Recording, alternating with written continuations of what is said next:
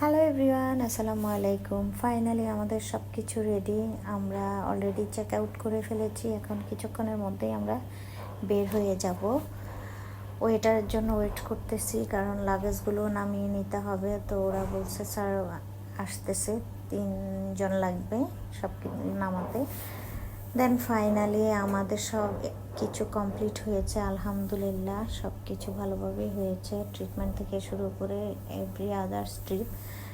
But একটু মন খারাপ আমাদের, কারণ অবনের একটা বড় ধরনের প্রবলেম ধরা পড়েছে এমআরআইতে। তো সেই কারণে ওর মনটা খুব খারাপ, আমারও মন খারাপ, আমাদের সবাইরই। এটাই স্বাভাবিক, বাচ্চা যদি অসুস্থ থাকে তখন বাবা মার তো কিছুই ভালো লাগে না।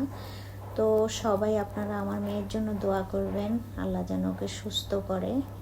ইনশাল্লাহ ঠিক হয়ে যাবে, এটাই আশা করি। দেন ওয়েটার এসে ফাইনালি আমাদের সব কিছু বের করে নিয়ে আসলো। এখন লিফটে উঠে গেল। আমরা পরের লিফটে যাব, কারণ এতগুলো লাগেজ নিয়ে এখানে ধরবে না। তো আমরা অলরেডি লিফট কল করে দাঁড়িয়ে আছি। নেক্সট লিফট আসলে আমরা নেমে যাব। তো এরই মধ্যে আমাদেরকে খুব আর্লি চলে যেতে হয়েছে। আমাদের আরও কিছুদিন থাকার কথা ছিল, বাট ভিসা প্রবলেমের কারণে আমরা থাকতে পারতেছি না। আমাদের ভিসার ইস্যু ছিল, আমাদের ভিসা অলরেডি আগামীকালকে এক্সপায়ার ডেট। তো আজকের মধ্যেই আমাদেরকে ইন্ডিয়া ত্যাগ করতে হবে। এই মুহূর্তে ইমার্জেন্সিভাবে কোনো ভিসা লাগানো সম্ভব হচ্ছে না, কারণ আমার পাসপোর্টের মেয়াদও নাই। তো সব প্রবলেম একসাথে হয়েছে, তো সেগুলোর কারণে আমাদেরকে এখন ব্যাক করতে হচ্ছে আনকমপ্লিট ট্রিটমেন্টের মধ্যে।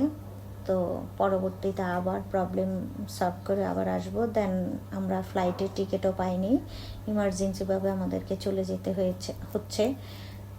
ওদেরকে বললাম যে আমাদেরকে বাসে তুলে দাও।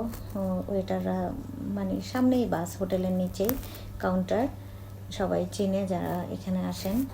তো আমরা এখন কাউন্টারের দিকে চলে যাচ্ছি। বাস অলরেডি দাঁড়িয়ে আছে, আমরা শ্যামলীতে যাব।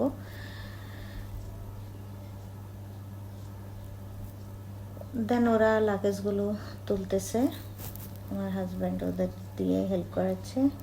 তো লাগেজগুলো করার পরে আমি এখন বাসে উঠে যাচ্ছি। তো আপনারা সবাই দোয়া করবেন যেন সেফলি আমরা পৌঁছতে পারি বাংলাদেশে। এই হলো, মনটা খুবই খারাপ আমাদের।